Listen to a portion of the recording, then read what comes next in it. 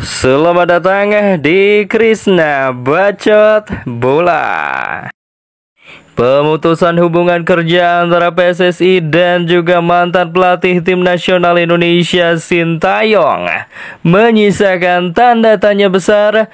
Bukan hanya alasan pemecatan yang kurang masuk akal menurut Mimin, tetapi juga kemanakah selanjutnya Sintayong melangkah setelah tidak lagi menangani tim nasional Indonesia. Sebelum lanjut, Mimin tidak lupa untuk mengingatkan agar menekan tombol like-nya untuk channel ini agar lebih berkembang. Untuk memulai pembahasan ini, Mimin akan agak mundur sedikit ke belakang mengenai reputasi kepelatihan seorang Sintayong. Sebelum menangani tim nasional Indonesia, Sintayong datang dengan jejak menterengnya di Piala Dunia 2018 yang lalu, yakni dengan mengalahkan Jerman di babak penyisihan dengan skor 0-2.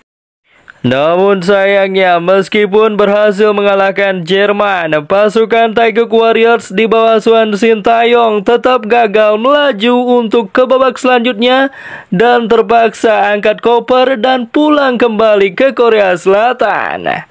Nah, sesampainya di Korea Selatan, Sintayong dan kolega tanpa diduga ada oknum supporter yang melemparinya dengan telur busuk. Sebuah kejadian yang tidak mungkin dilupakan oleh seorang Sintayong. Selang beberapa waktu, tanpa diduga Sintayong menerima pinangan dari Ketua Umum PSSI Iwan Bule untuk menangani tim nasional Indonesia yang saat itu sedang terpuruk di bawah asuhan Simon McManamy.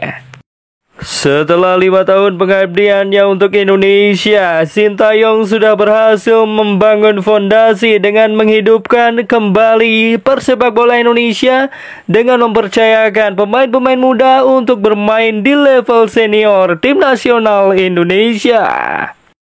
Namun ketika arsitek pembangun fondasi sepak bola Indonesia pergi dan tak terbayangkan akan melatih negara lain rival tim nasional Indonesia, apakah yang akan terjadi? Untung saja pelatih asal Korea Selatan tersebut pernah mengeluarkan statement semasih menangani tim nasional Indonesia.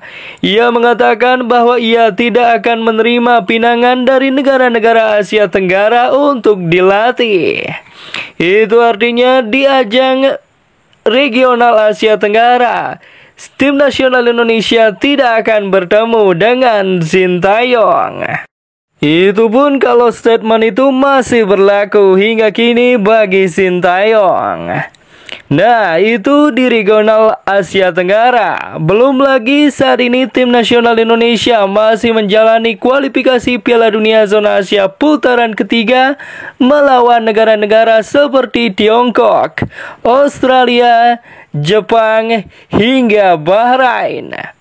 Bukan tidak mungkin salah satu dari pesaing tim nasional Indonesia itu akan coba merekrut Sintayong untuk melatih negara mereka.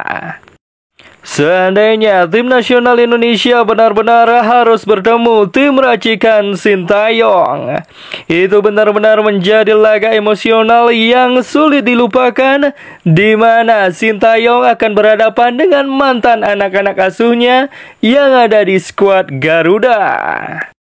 Indonesia memang bukan tempat kelahiran Sintayong, tapi di tim nasional Indonesia, Sintayong pernah mengatakan bahwa ia bekerja dengan hati. Emosi itulah yang suatu saat nanti jika benar-benar terjadi laga antara Sintayong berhadapan dengan tim nasional Indonesia akan menjadi sangat emosional. Satu sama lain sudah saling mengenal. Kendati pun tak lagi melatih tim nasional Indonesia, Sintayong tak lupa menitipkan pesan pada mantan asistennya di tim nasional Indonesia, Nova Arianto, untuk mengawal skuad Garuda hingga lolos ke Piala Dunia 2026. Dan ia pun tidak lupa meminta maaf karena tidak bisa mendampingi skuad Garuda sampai selesai. Itu sudah lebih dari cukup menunjukkan rasa cinta Sintayong terhadap tim nasional Indonesia. Terlepas apa yang menyebabkan Sintayong dipecat oleh PSSI, tapi Sintayong sudah benar-benar menunjukkan bahwa ia cinta Indonesia. Berstatus free transfer membuat Sintayong bebas menerima tawaran dari mana saja, baik timnas maupun klub yang menginginkan jasanya. Santer terdengar kabar bahwa tim nasional Tiongkok tertarik mendatangkan jasa seorang Sintayong. Jika benar-benar terjadi, maka nantinya China akan berhadapan dengan tim nasional Indonesia di Stadion Utama Gelora Bung Karno. Dan jika benar, maka Sintayong akan datang sebagai tamu di sana, dan laga tim nasional Indonesia berhadapan dengan China akan menjadi laga emosional bagi Sintayong dan juga tim nasional Indonesia. Bagaimana menurut kalian football lovers? Kemanakah pelabuhan selanjutnya bagi Sintayong? Tuliskan pendapat kalian di kolom komentar. Jangan lupa like, share, subscribe, dan juga komen di bawah video ini agar channel ini semakin berkembang.